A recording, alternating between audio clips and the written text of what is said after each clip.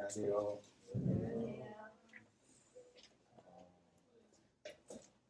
제가 이거를 준비하면서 너무 떨리는데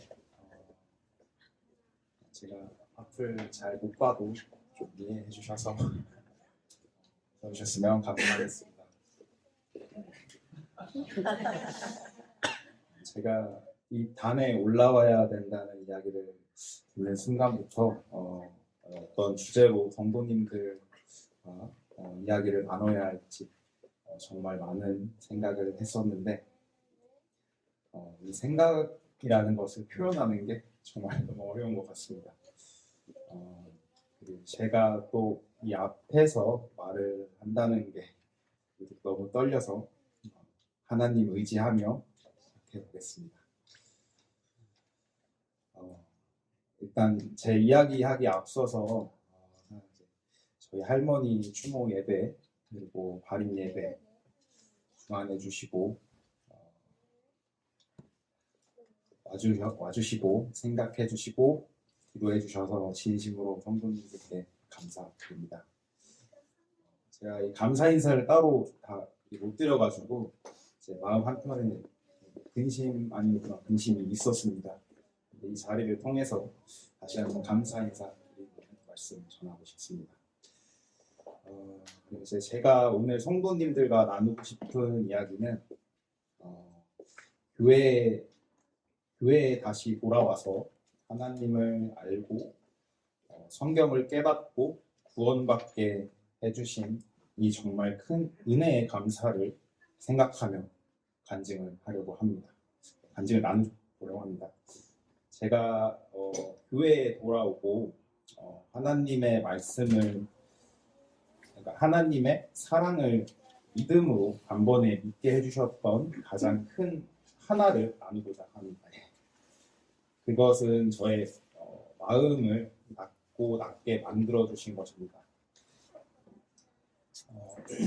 잠시 제 20대 이야기 하기 전에 말씀 한 구절 읽겠습니다. 시편 49장 18절 49장 18절에서 20절입니다.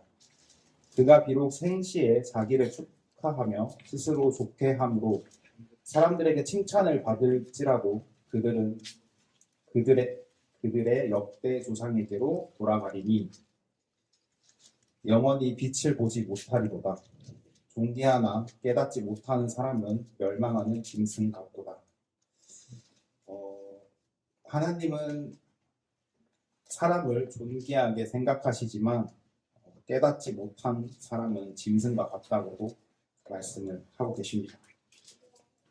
제가 이 단에서 이런 말씀을 드려도 되는지는 사실 모르겠는데 아는 청년들도 있습니다. 제가 20살 때 구원받지 않았을 때 모습을 되돌아보면 정말 제 멋대로 좀 제가 제 기준대로 살았습니다. 교회 청년들과 어울리고 교회에 나오면서 말씀 듣고 그 순간에만 알고 넘어가고 하나님의 말씀에 귀 기울이지 않고 하나님 말씀을 항상 뒤편에 두었던 제가 정말 짐승이지 않았나 싶습니다. 또 하나님과 어울려서 또 친구들과 어울려서 유흥거리를 좋아하고 이성 만나는 데 있어도 쉽게 생각하고 투기하는 데 있어서 좀 꺼리낌 없이 저의 좀 짐승 같은 20대 삶을 살았던 것 같습니다. 네. 그리고 하지만 이 순간의 즐거움은 그리 오래 가지 못하였습니다. 오히려 저의 생각과 습관과 마음과 상태와 육체와 이 모든 것이 저를 더 힘들게만 하였던 삶이었습니다. 그리고 성도님들 이제 다 두 아버지가 있으시지 않습니까?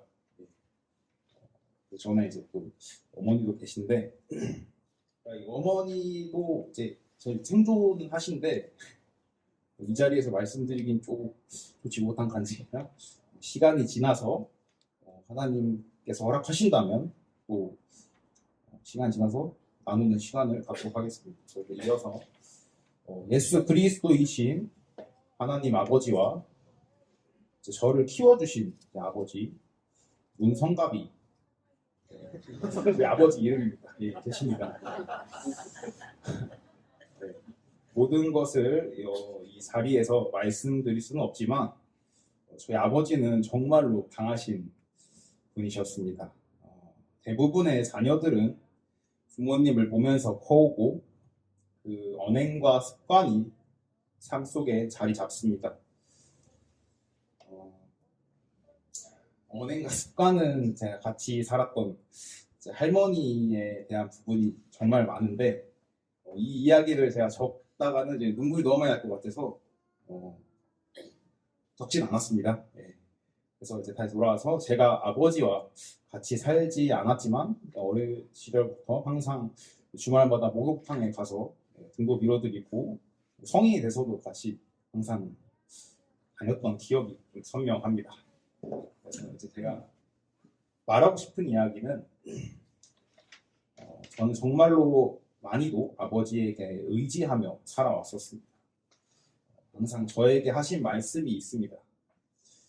정말 꾸준없이 저한테 어릴 때부터 말씀하셨는데 제 인생을 책임져 주신다고 항상 말하셨고 살면서 걱정하지 말라고 그냥 그저 그 말을 믿고 살아왔습니다.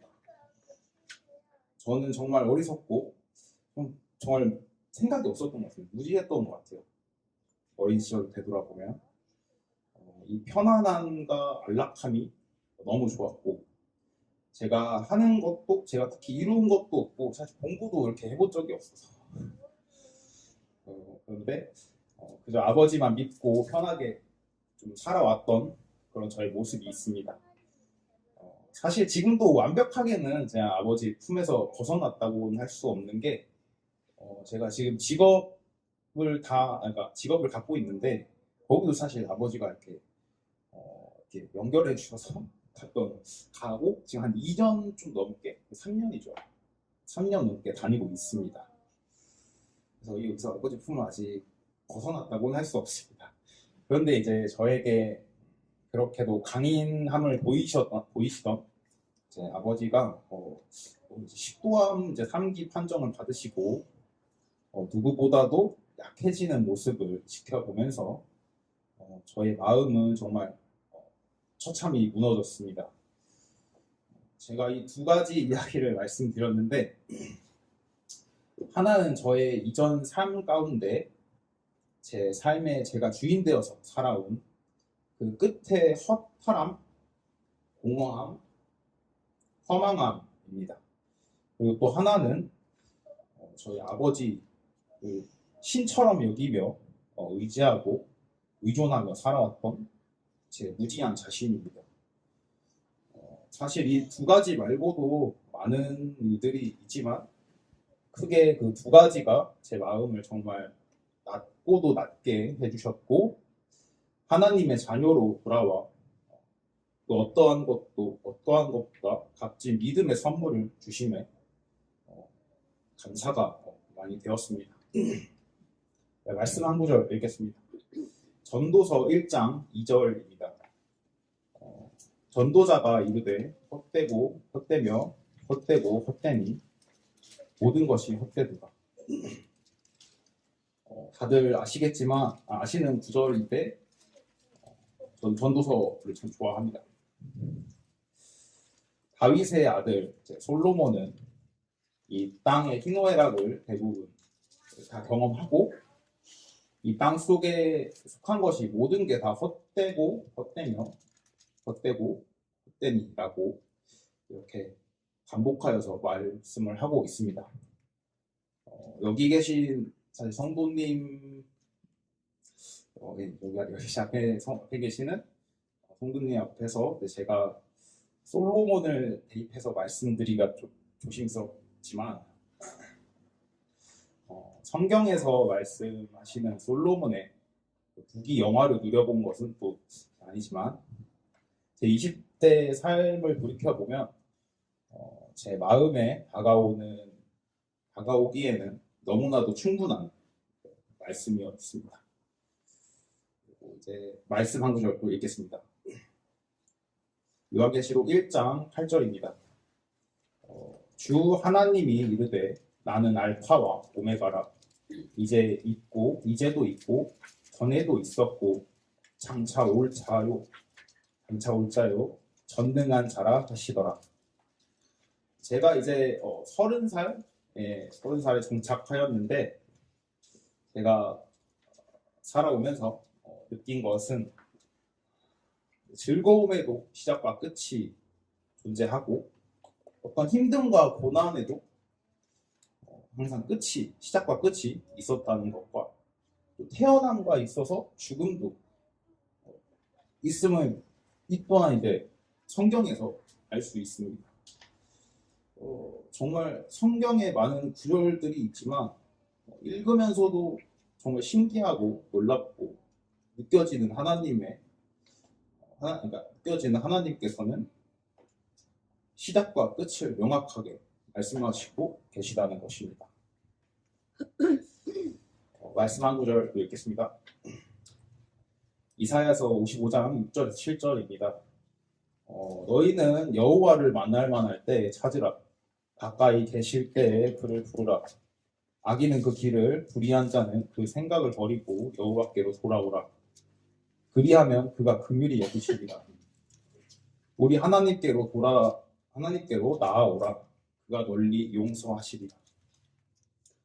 이거 제가 침례받기 전에 간증하였던 말씀 중 한 구절인데 이제 모든 것을 돌이켜 생각해 보면 하나님께서는 제게 가까이 항상 계셨고 제가 알지도 못하였고 하나님께서 부르신 것 같이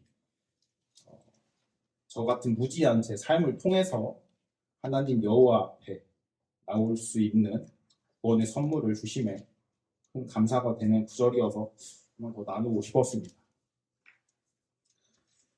말씀 구절 또 읽겠습니다. 요한복음 3장 16절부터 20절입니다.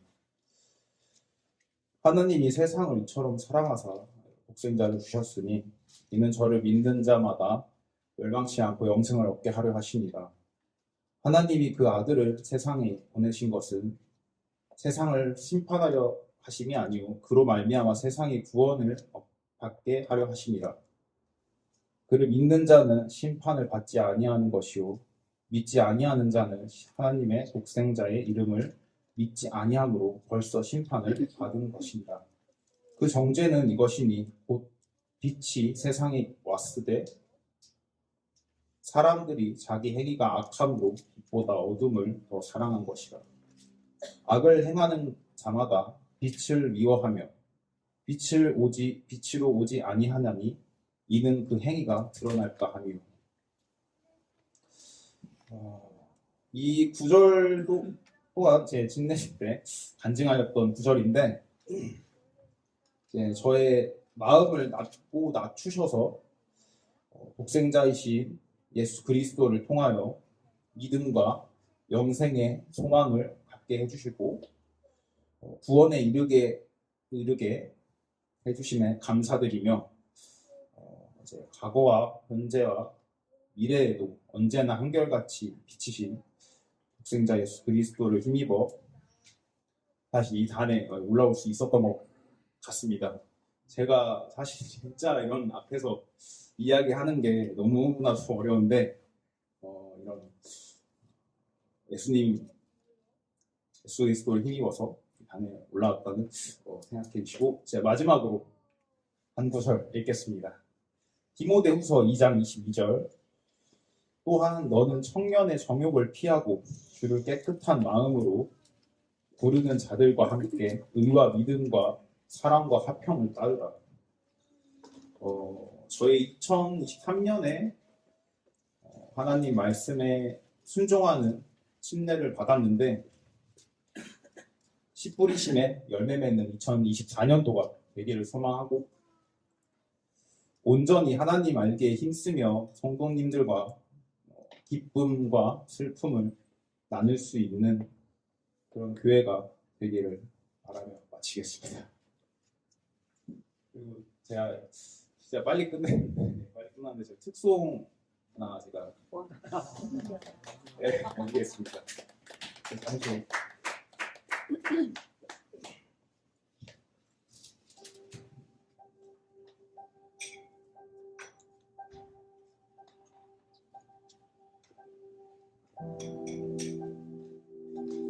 제가 이제 출근하면 맨날 듣는 거예요.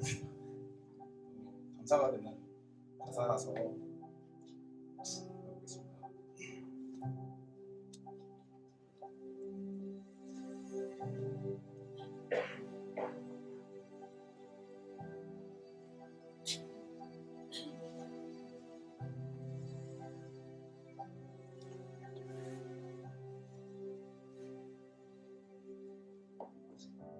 내가 산을 오늘 걸어가는 이 길, 당신의 뜻 안에 날 세우셨으니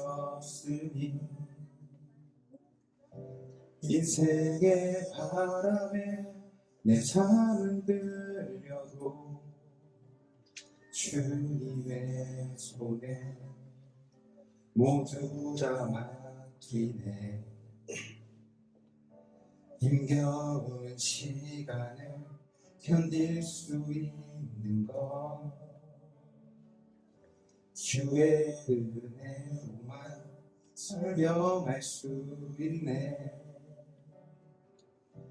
이전에 보이신 진실하신 은혜 여전히 내 삶을 주의 은혜로 살게 하시네. 작은 나를 통하여 크신 주 일하시네. 하늘 아래 인생 주가 나시네.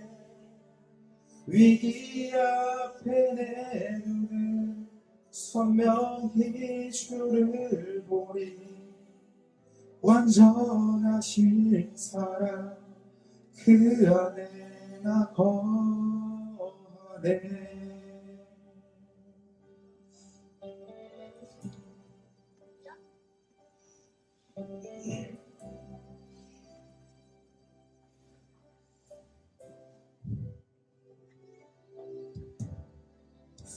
내가 산을 오늘 걸어가는 이 길, 당신의 뜻 안에 날 세우셨으니 인생의 바람에 내 삶은 들려도 주님의 손에 모두 다 맡기네. 힘겨운 시간을 견딜 수 있는 것 주의 은혜로만 설명할 수 있네. 이전에 보이신 진실하신 은혜 여전히 내 삶을 주의 은혜로 살게 하시네. 작은 나를 통하여 크신 주 일하시네. 하늘 아래 인생 주가 나시네. 위기 앞에 내 눈은 선명히 주를 보리. 완전하신 사랑 그 안에 나 거하네.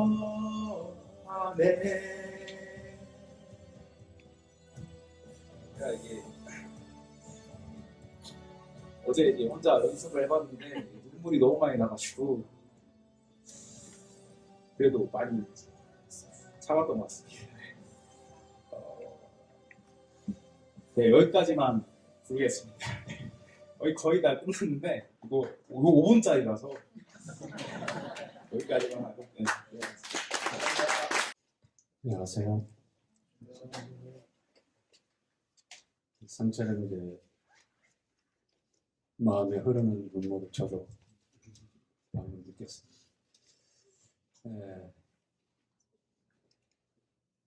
간절히 들어서 우리가 조금 더 공감을 많이 하게 되지만 우리 상철 형제가 대단히 마음이 어렵고 힘들었을 때에 다행스럽게 주님께서 우리 청년 형제 자매들을 통해 가지고 만나게 하시고 또 교제하게 하시고 청년회로 교회로 다시 발길을 돌릴 수 있도록 그렇게 인도해 주셨습니다. 그 상황이 상철 형제가 우울증을 막 시작해서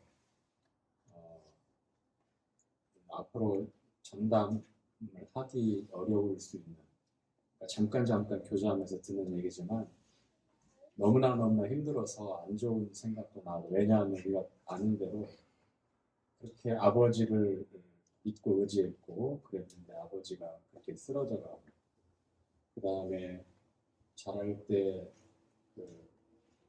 그늘이 있었어요. 이제 개인적인 상철 형제 개인 가정사지만 그 부족한 부분, 그리운 부분을 할머니가 오롯이 품고서 형제를 키워냈거든요. 그래서 할머니가 또 급격히 안 좋아지셔서 병원에 가시고 시설에서 그렇게 돌봄을 받아야 되고, 그래서 전도서 말씀을 통해 가지고 또 이제 여러 가지 생각들을 한다고 하는데 참 다행스러운 게 우리가 오늘 이 자리에서 우리 형제의 간증을 들으면서 함께 공감하고 또 마음으로 함께 깊이 위로할 수 있는 그런 시간이 되는 것 같아요. 참 좋고요. 그리고 끝으로 특송이 정말 저도 집에 가서 다시 한번 듣고 눈물을 좀 훔쳐야 될 것 같습니다. 참 좋네요. 상철 형제 제가 녹화했으니까 한 2분 정도 했고, 이거는 청년의 톡방에 올릴 거니까 뒷감당은 본인이 오로지 할 수 있도록 해주시기 바랍니다.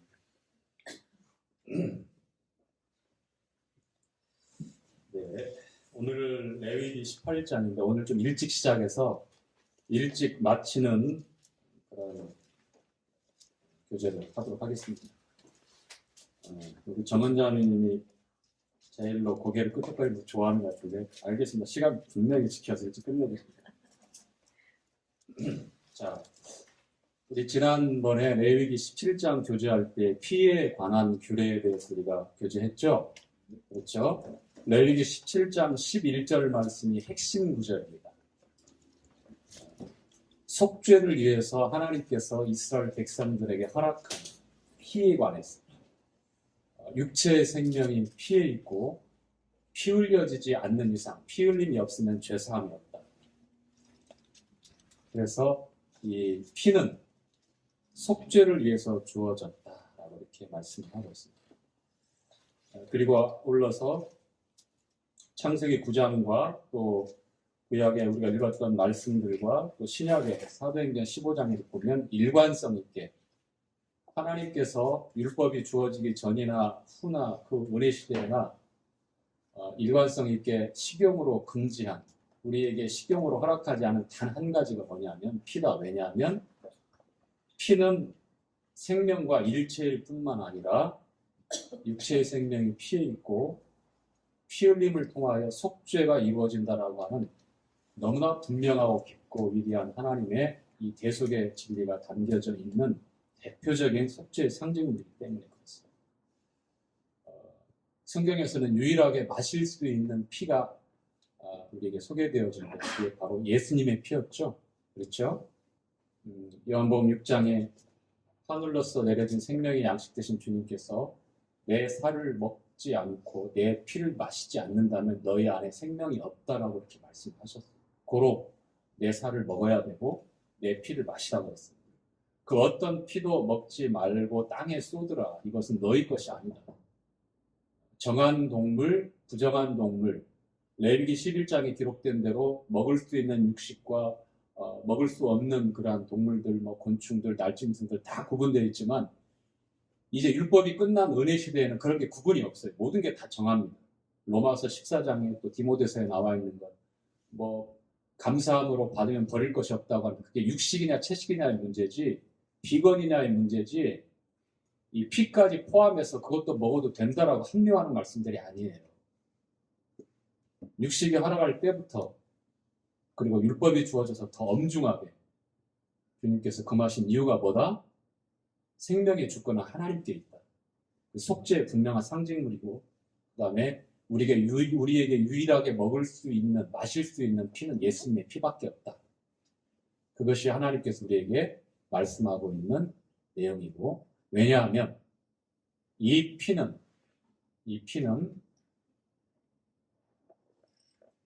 하나님과 우리 사이의 중보자로서 하나님의 아들 예수 그리스도에 흘리신 그 피는 새로운 언약이라고 말씀하셔요. 이제 구약 옛 언약이 아니라 이제 새로운 언약. 염소와 송아지의 피 그것이 옛 언약의 그런 대표적인 속죄의 근거였다면 이제는 새로운 언약, 즉 본체된 실체된 하나님의 아들 그리스도 메시아가 오셔서 그 피 흘림을 통해서 그 피를 우리에게 주어 마시게 함으로써 영원한 속죄, 영원히 살게 하신 영원한 죄사함의 그러한 대속의 일을 완성하시기 때문에 우리로 하여금 마실 수 있도록 유일하게 허락한 피다. 그런데 우리가 그것을 물리적으로 골고다 언덕에 가서 떨어지는 그 피를 받아서 마시는 것이냐? 그런 의미가 아니었죠. 무엇이죠? 6장 이어지는 말씀 그대로 유대인들과 제자들마저 하나님 말씀이 어려워서 다 이제 그 자리를 피하거나 굉장히 어려워했을 때에 육은 무익하다. 내가 너에게 지금 말하는 우리가 몸의 순환 체계를 담당하고 있는 혈장과 혈구로 되어져 있고 생명의 근원이라고 되는 생명이라고 하는 피 실제로 마시고 먹고 하는 게 아니라 육은 무익하다. 구약에서는 실제로 눈에 보이게 하는 그걸 흘려서 생명을 상징하는 그 피를 통해서 속죄가 이루어졌다라고 하는 분명한 예표를 보여주셨지만 이제 실체 대신 주님의 피를 흘리심으로써 그 생명의 값을 통해서 영원한 속죄가 이루어졌는데 이 사실을 받아들이는 것, 이 사실을 믿는 것, 다시 말하면 예수님을 먹는다, 예수님의 피를 마신다라고 하는 것은 내가 너희에게 이른 말이 영이요 생명이니라 이렇게 말씀하시잖아요. 6장이요. 요한 6장에. 그래서 하나님의 말씀을 내가 받아들이는 것이 말씀을 먹는 것이고 하나님의 말씀을 내가 믿는 것이 예수님의 피를 마시는 거예요. 무슨 말씀인지 아시겠죠? 그래야 우리 안에 영원한 생명이 있다라고 주님 말씀하신 그 말씀이 이루어지는 거예요. 예수님이 우리의 생명이니까 예수님을 우리 안에 내가 먹는다, 마신다는 하는 것은 생명을 받아들인다는 거예요. 그것은 말씀을 통해서 우리에게 이루어지는 거예요. 기록된 활자로 남는 문자가 아니라 실제로 하나님의 신격과 인격이 담겨져 있는 태초에 말씀이 계시니라 이 말씀이 하나님과 함께 계셨으니 이 말씀은 곧 하나님이시니라. 태초부터 계신 생명의 말씀에 관한 우리가 본 바요 들은 바요 주목하고 손으로 만진 바 되었다고 했던 것처럼 육신이 되어 오신 그 예수님을 우리가 받아들인 것, 영접하는 것, 태초부터 계셨던 그 말씀을 믿고 받아들인 것, 진리로 받아들인 것, 이것이 내 살을 먹고 내 피를 마신다라고 하는 그러한 믿음의 모습이죠. 무슨 말씀인지 아시겠죠? 네. 자, 레위기 이제 18장 그리고 19장 그리고 20장까지 한 대로 뭉쳐져 있는 한 대로 묶여져 있는 내용입니다. 그런데 이 18장은 성에 관한 하나님께서 말씀하고 있는 내용인데 한 부분을 읽겠지만 이 전부 다 제가 여러분과 읽기에는 굉장히 부담이 되는 내용들이 기록되어 있어요. 굉장히 디테일하면서 왜 이렇게까지 기록을 하셔서 성윤리에 관한 말씀을 하고 계실까? 이유가 있습니다. 18장부터 시작되는 것은 이제 정결한 삶, 이스라엘 백성들의 구별된 정결한 삶에 대해서 이제 시작을 하는 거예요. 18장, 19장, 20장이 그 내용입니다. 그리고 20장이 끝나면 21장부터는 제사장에 관한 말씀이 또 다시 리바이벌, 반복됩니다. 자, 왜 그런지 1장부터 18장 1절부터 5절까지의 그 내용이 담겨져 있어요. 함께 이 부분은 함께 읽도록 하겠습니다. 자, 18장 1절부터 5절까지 읽죠. 시작. 여호와께서 모세에게 일러 가라사대 너는 이스라엘 자손에게 고하여 이르라. 나는 여호와 너희 하나님이다. 너희는 그 거하던 애굽 땅의 풍속을 쫓지 말며 내가 너희를 인도할 가나안 땅의 풍속과 규례도 행하지 말고 너희는 나의 법도를 쫓으며 나의 규례를 지켜 그대로 행하라. 나는 너희의 하나님 여호와니라. 너희는 나의 규례와 법도를 지키라. 사람이 이를 행하면 그로 인하여 살리라. 나는 여호와니라. 모세에게 말씀하고 모세를 통해서 이스라엘 백성들에게 하나님께서 말씀하고 있는 내용입니다. 정결한 삶, 이것은 곧 거룩을 나타내는데 거룩이라고 하는 단어의 의미가 뭔지 여러분 잘 아시죠? 구별이라고 하는 거예요. 이것을 하고 이것을 하지 말고라고 하는 어떤 금욕적인 그런 의미로 먼저 접근을 하면 이 거룩에 대해서 크게 오해할 수 있습니다. 자, 1절부터 2절, 3절 읽어가면서 애굽, 가나안 땅, 애굽의 풍속, 가나안의 풍속 이렇게 나오죠. 즉 애굽과 같은 라이프 스타일, 가나안과 같은 생활 방식, 라이프 스타일을 따라가지 말라고 하는 겁니다. 그 안에는 이 성윤리에 관한 가장 기본적이고 중요한 문제가 처음에 시작하고 있는 거예요. 우리는 애굽과도 같고 그리고 이 가나안과도 같은 이 세상에서 구원받은 하나님의 백성 그리스도인으로 살아갑니다. 그런데 내가 거룩하니 너희도 거룩할지어다고 말씀하신 대로 세상과 함께 보폭을 맞춰서 세상 사람들과 동일한 가치와 문화와 생활 방식, 라이프 스타일에 푹 젖어서 살아가고 있다면 이 레위기에 경고하고 있는 이 말씀조차도 우리가 가볍게 생각할 수 있습니다. 자, 400년이라고 하는 적지 않은 시간을 애굽에서 살았습니다. 그래서 애굽의 풍속은 이스라엘 백성들에게 너무 익숙합니다. 너무 자연스러운 거예요. 전혀 이상한 게 아닙니다. 그렇죠. 그래서 하나님은 단절이 필요했습니다. 홍해를 건너서 다시는 건너갈 수 없는 그 문화나 그 풍속에 젖어 살았던 너무나 익숙하고 그들에게 그냥 낯선 게 아니에요. 익숙해서 너무 자연스러웠어. 그렇게 살고 그렇게 생각하고 말하고 그런 가치를 가지고 인생을 계획하며 열심히 살아가는 건 너무너무 당연한 거였어요. 그런데 하나님께서 애굽의 풍속을 쫓지 말라라고 말씀할 때에는 세련되고 관계수로를 잘 정비해서 나일강의 풍요가 애굽 전역에 다 영향을 미쳤던 대단히 풍요롭고 안락한 그런 물질 문명을 구가했던 애굽 땅이었어요. 그래서 이스라엘 백성들이 가나안 땅에 들어갈 때에 광야에서도 그리고 홍해를 건너서 그 며칠이 안 된 하나님의 놀라운 이적을 체험하면서도 어떠한 일들이 일어나죠? 다시 돌아가자. 그립다. 우리가 먹었던 음식들. 우리가 풍요롭고 안정적으로 살았던 그 삶. 너무 그립다. 여기는 정말 아무것도 없다. 광야.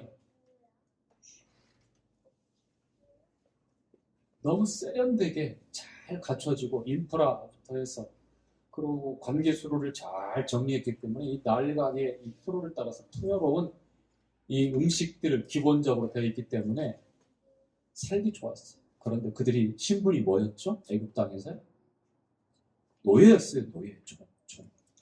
종이면서 노예이면서도 순순히 그 앞자리에서도 그것을 만족해하고 그 풍요로움의 노예가 되어지고 오히려 그 삶을 그리워한다고 하는 것은 우리 안에 뿌리 깊이 박혀있는 죄성에 관한 문제도 있고 육신에 관한 문제도 있고 이것은 쉽게 해결되는 문제가 아니에요. 그래서 하나님께서는 단절이라고 하는 방법을 사용하신 홍해를 건너서 다시는 갈 수 없는 길.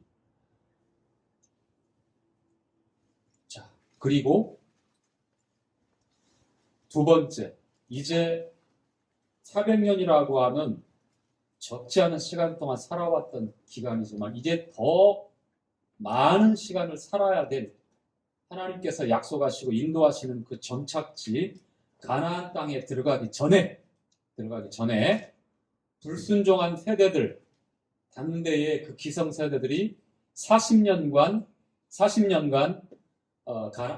광야에서 유리하면서 다 이제 죽게 되고 남자고 여자 기성 세대 20살 이상의 사람 다 거기서 태어났거나 이제 19세 이하의 이제 종이 될 것이다. 얘네들 그렇게 막 걱정했던 그 세대가 이제 기성세대가 딱 되어졌을 때, 40년 되었을 때, 신광야에서 이제 모세를 통해서 이제 들어가서 정착하고 살아야 될 이 가나안 땅에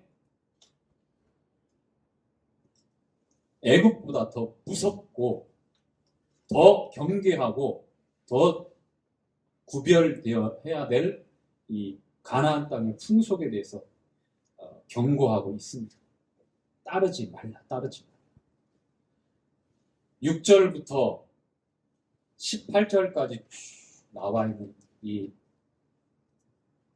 아주 타락적인 이 모습들이 가나안 땅 그리고 애굽 땅에서 실제로 벌어졌던 그러한 부도덕한 일들이었습니다. 근친 관계였죠. 너무나 자세하게 기록되어 있어요. 가나안 땅의 이 종교와 문화의 특징은요, 쾌락주의였어요. 쾌락주의. 가나안 땅에 대표적인 두 신이 있죠. 어떤 신이죠? 이스라엘 백성들이 두고두고 하나님과 이 신 사이에서 갈팡질팡했어요. 풍요의 신이었습니다. 자산의 신이었습니다. 쾌락의 신이었습니다. 그래서 섬기고 싶은, 따라가고 싶은 그런 유혹이 계속 오게 되는 그러한 문화가 가나안의 특징적인 문화예요.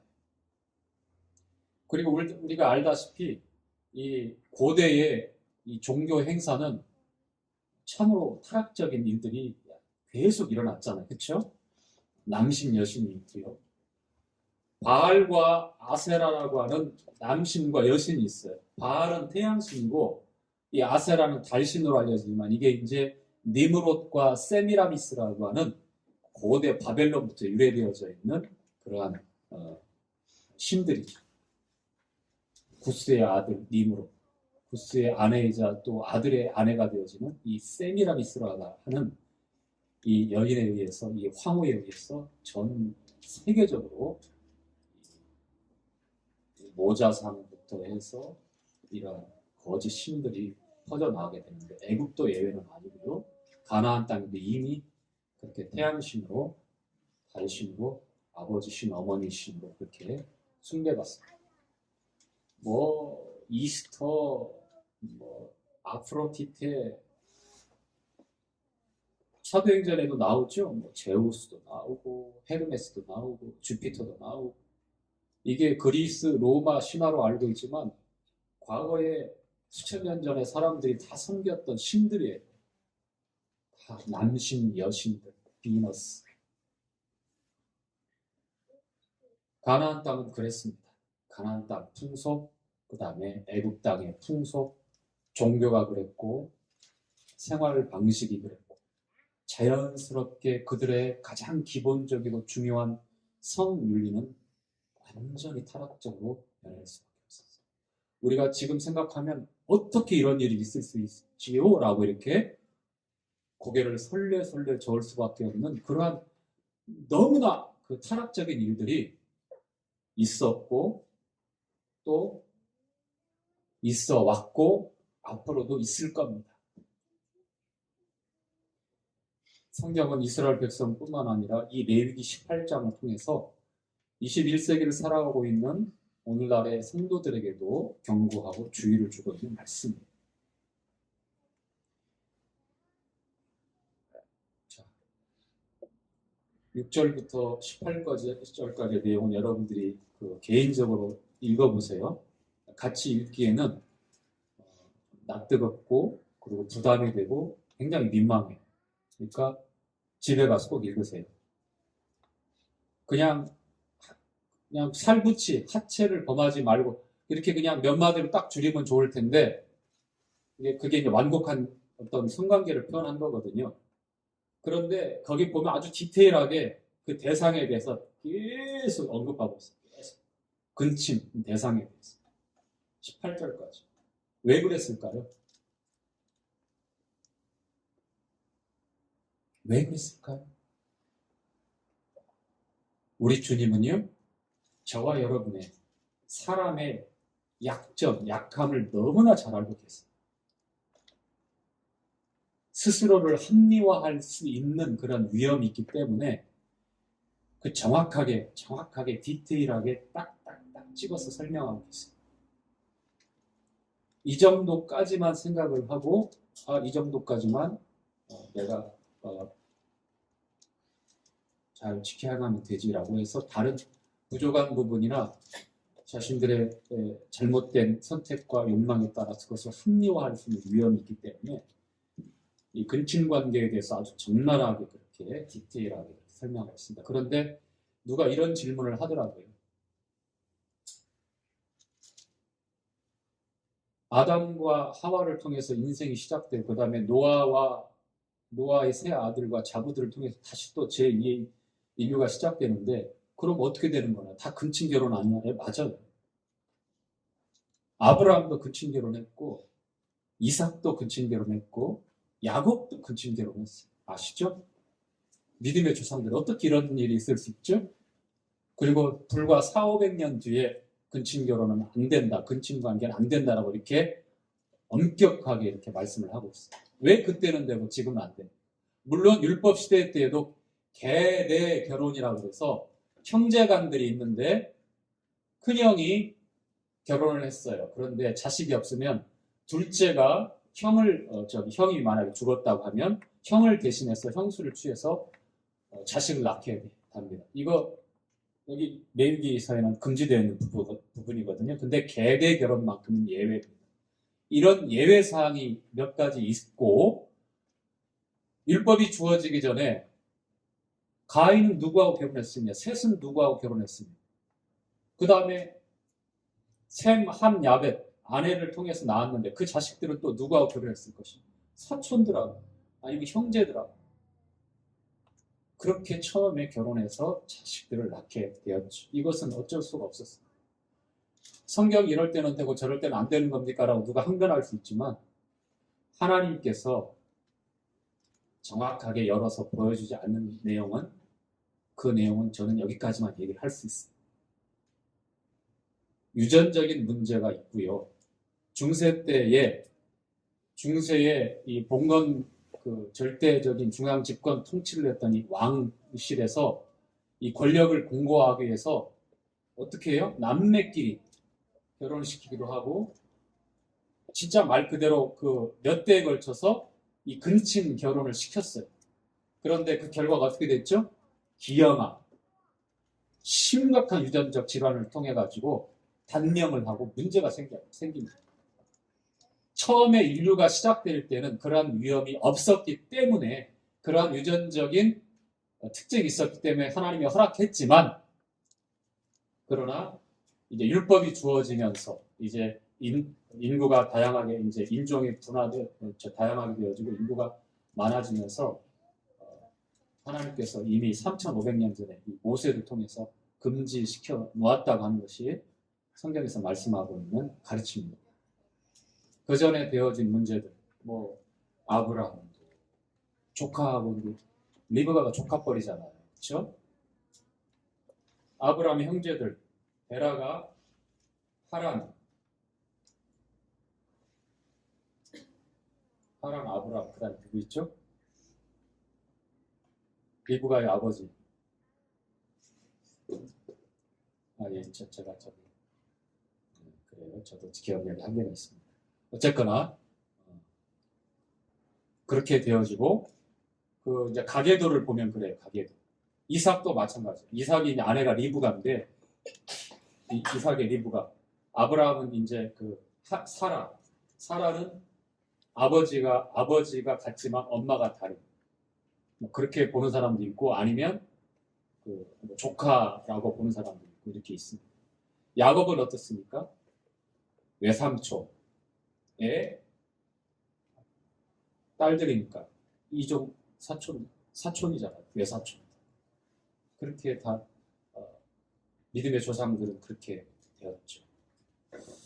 그런데 그것은 성경의 예외 상황이다. 그러나 율법에 분명하게 가나안 땅에 만연해 있는 근데 그것이 건전하고 건강한 그런 그 결혼 제도가 아니라 굉장히 타락적이고 결혼 제도가 아닌 그 아주 타락적인 방법으로 이런 일들이 일어나기 시작합니다. 그것이 가나안 땅의 아주 대표적인 부도덕한 일들이었고요.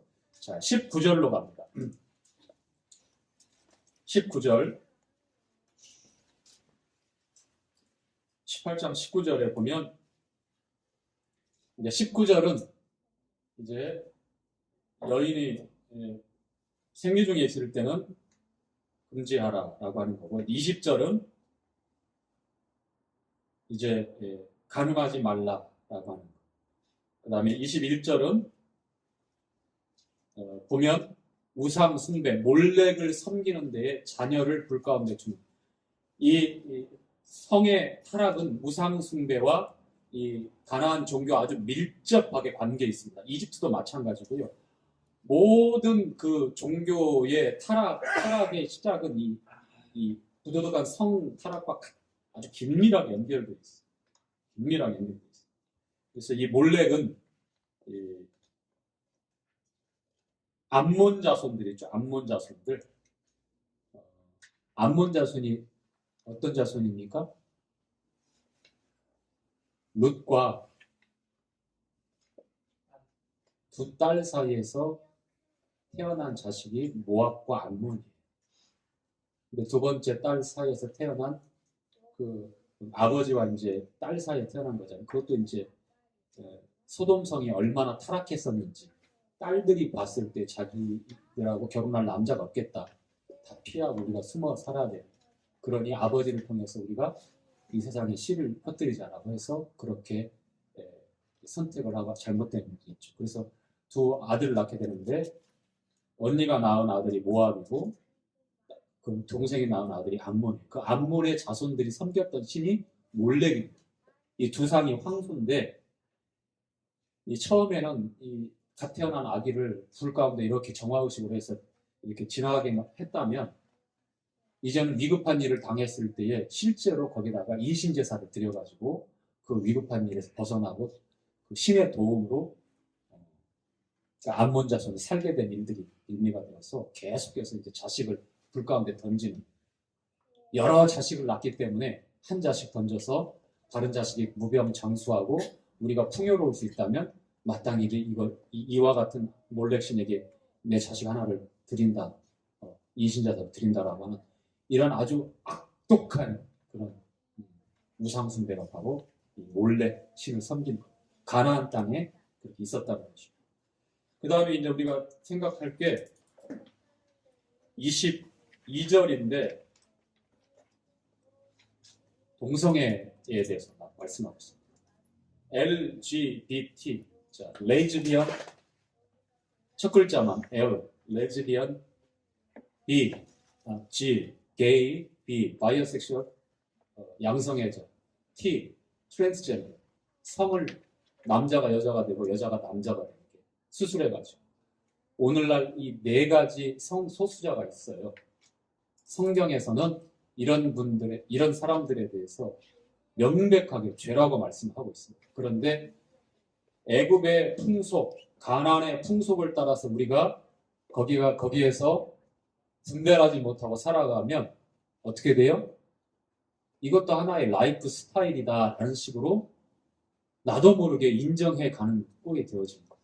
물론 그런 사람들이 구원받지 못한다라고 하는 그런 얘기가 아니라 그것은 분명하게 명백하게 하나님께서 경고하고 있는 저주받을 죄라고 하는 것. 이것을 동정하고 이해하고 받아들이는 문제가 아니에요. 자, 그 다음에 23절은 참 말하기도 참 부담되는 수간입니다. 짐승하고 관계를 하는 거죠. 자, 24절부터 이제 읽도록 하겠습니다. 시작. 너희는 이 모든 일로 스스로 더럽히지 말라.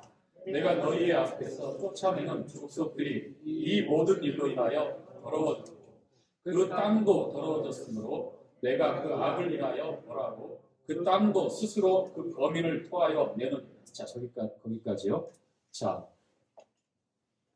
이러한 일들을 통해서 가나안 족속들이 더러워졌을 뿐만 아니라 왜 진멸의 대상이 되었는지, 유아까지 진멸의 대상이 되어졌는지, 그 다음에 땅도 더러워졌고 땅이 어떻게 한다고? 토하여 낸다고 합니다. 토하여 낸다고. 역겹다는 거예요. 받아들일 수 없다는 거예요. 자, 25절부터 시작. 그러므로 너희 곧 26절 시작. 그러므로 너희 곧 너희의 동족이나 너희 중에 구하는 타국인이나 나의 규례와 법도를 지키고 이런 가증한 일에 하나도 행하지 말라. 너희의 전에 있던 그 땅 거민이 이 모든 가증한 일을 행하였고 그 땅도 더러워졌느니 너희도 더럽히면 그 땅이 너희 있기 전 거민을 토함같이 너희를 토할까 하노라. 무릇 이 가증한 일을 그 백성 중에서 끊쳐지니라. 그러므로 너희는 내 명령을 지키고 너희 있기 전에 행하던 가증한 풍속을 하나라도 스스로 더럽히지 마라. 나는 너희 하나님 여호와다. 하나님 말씀하시고 나는 너희 하나님 여호와이라라고 이렇게 끝맺고 말씀에 대해서 이렇게 단단하게 자물쇠를 채우는 것은 하나님이 거룩한데 거룩한 내 백성들이 이 애굽의 풍속, 가나안의 풍속을 따르게 되면 동일하게 진멸되고 땅이 토하여 낸다라고 하는 것은 그런 말입니다. 심판을 피할 수 없다는 말입니다. 가나안 백성들이 왜 정복을 당하고 그렇게 쫓겨나고 그런 상황이 이루어지냐면 죄 때문에 그래요. 지금 열거되어져 있는 이 죄 때문에 그렇다는 겁니다. 이 레위기 18장 이 말씀은 이렇게 공개적으로 우리가 다 읽어가면서 다루기에는 조금 어렵고 좀 민망한 부분들이 너무 많아서 제가 이렇게 건너뛰면서 간략간략하게 설명을 했습니다. 한번 잘 읽어보시면 얼만큼 타락적인 그러한 성도덕이 땅에 떨어져서 애굽과 가나안 땅을 그렇게 오염시켰고 하나님의 심판을 하나님의 진노를 받게 되었는지 우리는 그때 수천 년 전에 일어난 일로 치부하면 안 돼요. 이 소도미스트라고 하는 거 있죠. 이 동성 여자를 소도미스트라고 하는데 소돔성이 얼만큼 타락적인 이 21절에 말씀하고 있는데 동성애에 대해서 그렇게 일반화, 전체화 되어져 있었는지 사람들이 아무렇지도 않게 그냥 다 그렇게 사는 것 인정하고 뭐 자기도 그렇게 살아버리고 하나님께서 만들어진 이 창조 질서가 가장 위험을 받는 것이 바로 이 성도덕의 문제.